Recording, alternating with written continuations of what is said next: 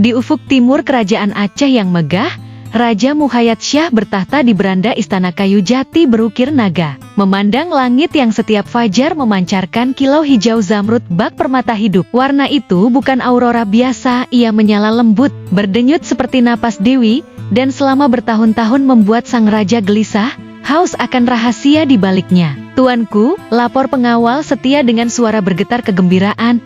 Cahaya hijau yang selama ini memikat pandangan Paduka, ternyata pancaran dari tubuh seorang putri suci. Raja mengangkat alis tebalnya, sorot matanya menyala bagai obor. Putri macam apa yang mampu mewarnai langit dengan tubuhnya sendiri? Dia adalah Putri Hijau, anak kedua Raja Sulaiman dari Kesultanan Delhi. Cantikannya legendaris, kulitnya memantul cahaya zamrud saat ia tertawa di Taman Bunga Kamboja, atau saat rambutnya basah terurai di tepi sungai Delhi yang jernih. Rakyat Delhi menyayanginya bagai Dewi Padi, jawab pengawal, sujud dalam-dalam. Putri Hijau memang permata Nusantara. Kakaknya, Pangeran Mambang Jazid, pewaris tahta yang bijaksana. Adiknya, Pangeran Mambang Hayali, masih belia, namun berjiwa pahlawan. Ketika Raja Sulaiman mangkat, mahkota Delhi bertengger di kepala Mambang Jazid. Sementara itu, di barat, Kesultanan Aceh di bawah Raja Mukhayatsyah adalah singa Sumatera. Armada perangnya menggetarkan samudra, bentengnya tak tertembus, dan namanya bergema hingga Malaka. Suatu hari, utusan Aceh tiba di Delhi dengan iring-iringan gajah dan genderang perang. Mereka membawa lamaran. Raja Mukhayatsyah meminang Putri Hijau. Namun, di balairung istana Maimun yang berpilar marmer, Putri Hijau menunduk. Suaranya lembut namun tegas. Aku belum ingin menikah, Kak. Aku bahkan tak pernah bertemu lelaki itu. Penolakan itu bagai petir di siang bolong. Raja Mukhayatsyah murka, kebanggaannya tercabik. Kesultanan Aceh tak pernah ditolak, raungnya di ruang sidang. Tinjunya menghantam meja kayu cendana hingga retak. Perang pun meletus. Serangan pertama Aceh digagalkan prajurit Delhi, dipimpin Mambang Jazid, menahan gelombang musuh di tepi sungai Babura. Namun, Raja Mukhayatsyah bukan pemimpin yang menyerah. Di tenda perangnya yang berbau mesiu, ia dan Panglima merancang tipu daya licik. Serangan kedua datang seperti badai. Tapi kali ini, meriam Aceh tak melontarkan timah panas, melainkan ribuan keping ringgit perak yang berkilau. Uang beterbangan bagai hujan logam, mendarat di parit dan benteng Delhi. Prajurit Delhi, mata mereka silau oleh godaan, berlomba memungut, senjata terlupakan. Dalam sekejap, pasukan Aceh menerobos, pedang mereka menyala merah. Delhi runtuh. Mambang Hayali, adik bungsu yang berani, tak tinggal diam. Di tengah pertempuran, tubuhnya berpendar cahaya keemasan lalu berubah menjadi meriam raksasa dari perunggu.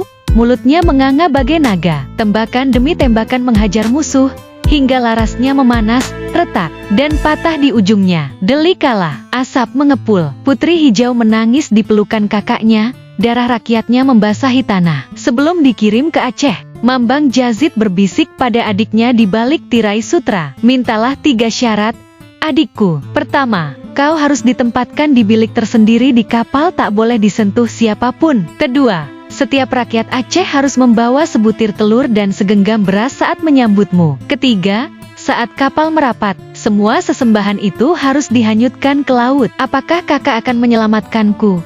Tanya Putri Hijau, suaranya gemetar. Percayalah padaku, jawab Mambang Jazid, lalu lenyap bagai asap. Raja Mukhayatsyah tertawa sinis. Syarat anak kecil, katanya, mengiyakan semua. Kapal layar besar berlayar dari Delhi menuju Aceh. Di bilik kayu jati yang terkunci rapat, Putri Hijau menangis sepanjang malam.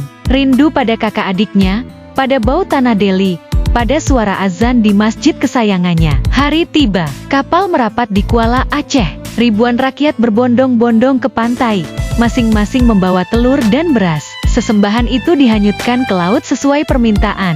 Raja Mukhayatsyah berdiri di buritan, tangannya sudah siap merengkuh calon permaisuri. Tiba-tiba angin menderu bagai ribut akhir zaman. Langit hitam, hujan deras, petir menyambar. Putri Hijau melangkah turun dari kapal. Kakinya menyentuh pasir basah. Ia menatap laut, suaranya nyaris hilang dalam badai. Mambang Jazid, tolong aku. Dari dasar laut yang gelap, air bergejolak. Lalu muncul seekor naga raksasa berwarna zamrud. Sisiknya memantul cahaya hijau yang sama dengan langit fajar. Matanya menyala bagai bara. rahangnya terbuka lebar. Putri Hijau berlari kembali ke biliknya. Naga itu menggigit seluruh bilik kayu lengkap dengan putri di dalamnya lalu menukik ke dalam laut. Badai lenyap seketika. Laut kembali tenang.